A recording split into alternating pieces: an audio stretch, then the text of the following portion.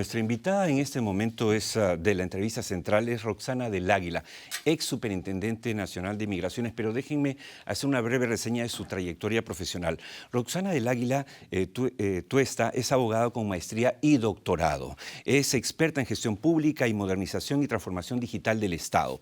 Entre muchos importantes cargos, escuchen bien, ha sido presidente del Consejo de Notariado Peruano, secretaria general de la OMPE, gerente de Registro Civil y Asesoría Jurídica de RENIEC, subdirectora fundadora de la Academia de la Magistratura, gerente general de Debida y asesora del despacho del Ministerio de Relaciones Exteriores. Finalmente, Roxana del Águila, nuestra invitada, fue gerente general y superintendente nacional de Migraciones en el periodo 2016-2021, hasta que el gobierno de Pedro Castillo obviamente quiso meter mano a esta importante institución. Así que le hemos invitado hoy por dos razones. El tema de Venezuela, que nos preocupa, lo que está pasando allá y lo que puede tener como efecto en el Perú y por supuesto también revisar la realidad nacional. Buenas noches y bienvenida, Roxana. Muy buenas noches. Muchas gracias por la invitación. El ingreso masivo de los venezolanos al Perú, que hoy superan el 1,5 millones, empezó de manera agresiva justamente en el gobierno de PPK, cuando usted era gerente general de Migraciones. ¿Cómo afrontaron este fenómeno migratorio? Bueno, nosotros planteamos un proyecto que era una figura que permitía poder identificar a estas personas que llegaban a nuestro país. Muchas de ellas en ese momento solicitaban refugio, y esta medida, que se conoció como el permiso temporal de permanencia, tenía como finalidad registrar sus datos biométricos, además también tener conocimiento sociodemográfico de estas personas, es decir, dónde estaban, cuál era su perfil, a dónde llegaban. Y claro, esto siempre y cuando esta ciudadanía cumpliera con las exigencias de pasar por el control migratorio, solicitar su cita en línea. Es decir, hicimos un trabajo bastante importante, y claro, es mucho más complicado cuando no se tiene o no se cuenta con dos cosas, ¿no? Un plan para recibir un éxodo y un presupuesto para ello. Entonces, Exacto. aplicar, Sin plata, ¿no? claro, sin plata, sin idea que una situación de otro país impacte en el nuestro, como en toda la región, exigía pues tomar medidas creativas e innovadoras que pudiesen de alguna manera controlar esta llegada masiva. En un principio éramos un corredor humanitario. Usted recordará que llegaban desde Venezuela, se iban por Colombia, luego Ecuador, y había un corredor que utilizaban a Perú para irse a Chile o Argentina. Posteriormente, con los cambios de las políticas nacionales migratorias, el Perú terminó siendo un país de destino. Así es. Entonces, llegaron una primera ola, que tuvimos un aproximado de 80% de profesionales, y estos profesionales, al momento de llenar sus datos, también mostraban su nivel académico y de experiencia, es decir, una fuente de información bastante importante. Y luego, claro, en una segunda oportunidad llegaron ya los familiares y menores. Fíjese, en el mundo el 20% son niños, pero en Perú llegaron 30% de niños provenientes de Venezuela. Es decir, esta situación se agravó a medida que iban pasando los años, pero también significó que este gobierno, cuando ya se evidencia la situación de crisis humanitaria en este país, llegaran también y se abrieran las cárceles para que lleguen así también personas que se dedicaban a la delincuencia y a una criminalidad altamente peligrosa y violenta. Ahora, pero en el escenario actual, Roxana, estamos ante la posibilidad, Dios quiera, de que caiga el régimen de Maduro y que se dé un éxodo a la inversa, porque los venezolanos, como cualquiera, quieren volver a su país, ¿no? Entonces, los venezolanos nunca han tenido tradición migratoria, no como los peruanos, que sí en varias épocas nos hemos ido a diferentes países, incluyendo Venezuela. ¿Qué debería hacer el gobierno peruano al día siguiente de que caiga, por ejemplo, Maduro? Porque eso también tendrá, supongo, un impacto en el trabajo de migraciones. Sí, bueno, eso es muy buena pregunta. ¿Qué pasa al día siguiente, no? Exacto. Estamos enfocados en la finalización y nadie habla de eso, esa organización. Nadie habla de eso. Sí, porque estamos frente a una situación bastante complicada, y el mismo canciller, tuvimos el placer, digamos, todos escucharlo en la OEA, esa firmeza y esa valentía para enfrentar esta situación. Y efectivamente, ¿qué va a suceder? Porque no estamos hablando de un proceso que se puede llevar de un día para otro, en una semana, todos van No, de no, Lima no. para Tumbes y de ahí. No, Este es un proceso regional que va a exigir una serie de componentes y ejes de gestión para poder atravesar las fronteras, porque cuando hablamos de región estamos haciendo referencia entonces que van a llegar gente de Chile, Argentina, del mismo Exacto. Perú, de Para otros lugares, regresar a su... para regresar, y Exacto. aquellos, no solo los que están de alguna manera regulares en nuestro país, Sino los que perdieron ya pasaporte, visa, o que etcétera. sencillamente entraron de manera irregular. Exacto. Entonces, y Y además... no se les va a meter presos, Y ¿no es cierto? además Les estamos... tienes que ayudar a que Claro, regresen. pero además no van a llegar de Lima, van a venir de todo el país. Sí. Entonces, ahí hay una situación que es compleja, pero es posible si se plantean estrategias hábiles, necesarias, para que los países, por ejemplo, no solamente el tema del salvoconducto cuando hacemos referencia al pasaporte, sino también la posibilidad de registrar debidamente a aquellos que no se registraron al entrar y que puedan transitar y que hayan mecanismos y pasos de acompañamiento, porque hay un tema que está relacionado a la soberanía. Nosotros no podemos indicar cómo va a pasar hacia Ecuador y si de Ecuador a Colombia, pero sí... entiendo yo, el Ministerio de Relaciones Exteriores viene realizando una de las coordinaciones pertinentes para que los países y básicamente aquellos que tienen mayor número de ciudadanos venezolanos en sus países, en sus territorios, que han huido, que es muy diferente a una salida Sí, por claro. necesidad, porque aquí hay una Claro. migración forzada, ¿no? Un movimiento Claro. forzado. Entonces, no, esto significa que también tienen que tener un financiamiento logístico de seguridad, porque fíjense ustedes, no solamente van a regresar aquellos, yo me pongo en este supuesto de lo que hemos venido viviendo durante estos años, también vendrán aquellos que quieran generar disturbios durante todo este proceso de traslado, es decir, cometer asaltos, generar saqueos y perturbar la paz, ese proceso claro. pacífico de retorno a su Todo hogar. eso hay que pensarlo. Hay que pensar en una serie de situaciones de que el aspecto logístico, operativo, financiero, administrativo, tecnológico, de coordinación, de trabajo de acceso transfronterizo, de colaboración y apoyo central, desde el gobierno central como de los gobiernos regionales, si estamos hablando de nuestro país, de las municipalidades, de los medios de comunicación, porque estas personas también tienen que tener la posibilidad de estar comunicados en un tramo que seguramente demorará algunas semanas en llegar una persona. Claro. Pero cuando estamos haciendo referencia a que aproximadamente en el Perú hay 1,5 millones, quizá más, y que esto también se repite en número, digamos, intenso en Chile, en Argentina y en otros países, pues no, esto no va a ser una semana o en 2 semanas. Las personas tienen que organizarse. Estoy diciendo que hay niños y hay muchos que ya dejaron de ser niños y hay niños que nacieron de estas familias en Perú.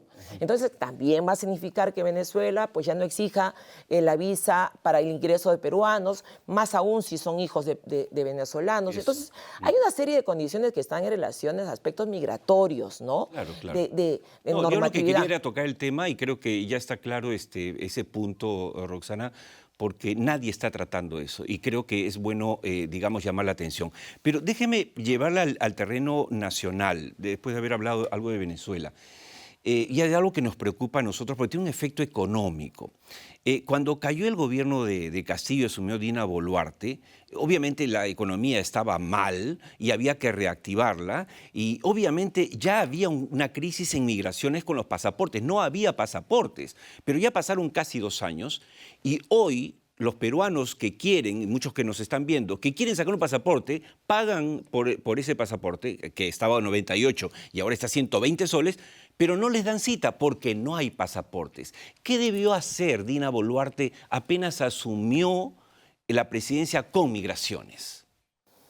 Mire, hay situaciones que son extraordinarias, que requieren acciones extraordinarias. Si bien es cierto, la ley de procedimientos administrativos, la ley de contrataciones, nos establecen condiciones legales administrativas para poder adquirir, por ejemplo, en estos casos, productos o servicios, bienes o servicios. También es cierto que, por ejemplo, si nos ponemos en el contexto del COVID, hubieron decretos de emergencia, ¿no? Que es diferente a una resolución que declara la urgencia para adquirir un determinado bien o servicio.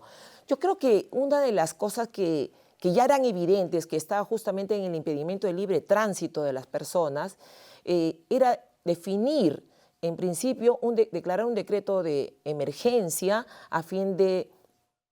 Bueno, yo planteo una medida que de pronto, en mi caso, me imagino que hubiese generado una situación de alerta y de alarma a fin de que este decreto de emergencia permita la adquisición y un proceso inmediato y que haya un financiamiento para el proceso de compra y que se adquiera no solamente, pues, como teníamos antes, que de determinados lugares donde íbamos a emitir, porque ya nuestros pasaportes, nuestros sistemas también tienen un largo tiempo, ¿no? Las máquinas han caído en obsolescencia, hay una serie de cambios legales. Yo le pregunté qué debió hacer, pero hoy... Yo pienso que debió declararse una hoy emergencia. Sigue esa emergencia. Hoy usted llama, y cualquier televidente nos puede confirmar eso, usted paga los 120 soles y no le dan cita. Y no le dan cita porque no hay pasaportes. Cuando usted, y estuve investigando, cuando usted era superintendenta, atendían 24 horas al día durante los 7 días de la semana. Daban un promedio de 3.500 pasaportes al día. Hoy se están dando un promedio de 5. O sea, eso es una emergencia. Entonces, ¿qué debería hacerse hoy? Bueno, mire... Esto nos pone a nivel de Zimbabue y Venezuela. No puede ser que uno pague y no tenga pasaporte. Eso es inaudito. Y por ahí algún superintendente dijo, no, estamos cansados, ¿qué cosa? Tenemos que descansar. ¿Qué pasa? Mire, nosotros tuvimos una situación, una expectativa bastante importante porque estábamos en relación a la salud social, ¿no?, de la población. Estábamos en medio de un COVID y además donde Estados Unidos determinó que iba a vacunar a los extranjeros, así pues estuviesen en condiciones turistas o irregulares. En tal sentido, además tenemos que resaltar que no teníamos presupuesto, ¿no?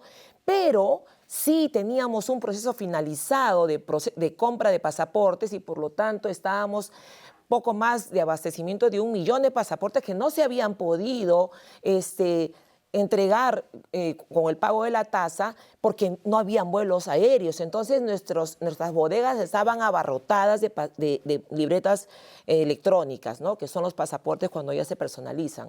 Entonces lo que hicimos pues es entregar, ampliar 3 turnos de atención al público. Por supuesto los directores los directivos nos poníamos de acuerdo para poder estar presentes y pudimos entregar aproximadamente un poco más de 75.000 pasaportes al mes, ¿no?, que por supuesto, eran más de 3.500 pasaportes por día, los 7 días de la semana, en pleno COVID, y esa cita en línea era el salvoconducto para que las personas pudieran salir en pleno toque de queda, ¿no? Entonces, las personas pudieron viajar, se reactivó realmente la economía, incluso de las líneas aéreas que no habían tenido estos vuelos comerciales. Entonces, cambiaron las circunstancias, los peruanos empezaron a viajar de manera intensa a Estados Unidos y claro, una de las preocupaciones era cómo hago para obtener visa, ¿no? Porque debemos tomar en cuenta que los pasaportes electrónicos se emiten por primera vez en el año 2016 luego de un acuerdo entre la Unión Europea y Perú en la que se determina que tiene que ser el pasaporte electrónico para generar las garantías, ¿no? Y estas garantías están establecidas en el artículo 093 de la OASI, que es la Organización Internacional de Aviación Civil, entonces de las Naciones Unidas. Es por ello que nosotros consideramos que era sumamente trascendental e importante y necesario además, y contábamos con el abastecimiento suficiente para poder entregarlos a los pasaportes de manera inmediata. Claro, usted comprenderá que de 300 antes de esta posición de Estados Unidos, subimos casi a 4.000 por día. Claro. Entonces... Pero hoy nos está ganando el tiempo, Roxana. Hoy, antes que nos gane el tiempo, ¿qué debe hacer este gobierno? No puede ser que hoy los peruanos, que además en lo particular a mí me parece una estafa y un delito, que me hagan pagar a mí el derecho como si yo pagara por mi DNI y no me dan mi DNI, no me dan cita. No. Acá uno paga por el pasaporte, tienen que darle cita y tienen que darle su pasaporte. ¿Cuál es la solución? Bueno, en principio creo yo que estas evaluaciones en relación a si el pago de esta tasa tiene su pasaporte en la bodega, eso serán acciones que tendrán que realizar las autoridades. No tengo conocimiento con exactitud de cuántos pasaportes se entregan de manera inmediata, pero por supuesto sí considero que se tienen que tomar medidas urgentes para que esta población pueda recibir ese mismo número que entregábamos y quizás un poco más, ¿no? Claro. Para que podamos de alguna manera estabilizarnos, porque lo que quería cerrar antes era que los pasaportes electrónicos emitidos en el año 2016 vencieron en el 2021. Es decir, y además no se entregaron en 2 años. Entonces ya estamos, que se hicieron un proceso de compra de medio millón porque anteriormente es de urgencia, perdón, porque antes había comprado 700,000. Entonces, pero medio millón no soluciona un problema. Entonces, aquí me parece que aún pienso que podría evaluarse la posibilidad de declarar una emergencia, aun cuando ya se hayan realizado procesos de actualización, que significa que van a revisar ese tipo de equipamientos, van a estar abastecidos, pero ¿qué tanto estamos hablando de actualización? Estamos pensando en la adquisición de 2 millones o 4 millones de pasaportes, que es lo que correspondería en este momento pensar y comprar. De acuerdo. ¿No? De acuerdo. Entonces creo que si esta situación no se ha solucionado, nunca es tarde para reparar esta falta de estas circunstancias, y creo que eso bueno, podría...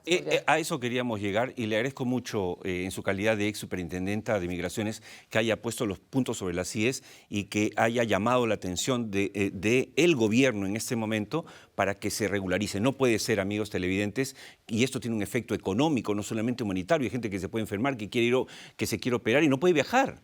La gente que quiere renovar su visa no puede sacarla porque no tiene pasaportes. Vamos a tratar de hablar, obviamente, con la superintendencia para ver si viene el superintendente acá y nos da explicaciones. ¿Cuántos pasaportes existen? ¿Dónde están? ¿Están vigentes? ¿El sistema está funcionando? Bueno, de eso y más hablaremos, pero ya nos ganó el tiempo. Sí, bueno, muchas gracias, Roxana. Muchas gracias. Muchas Igualmente. gracias.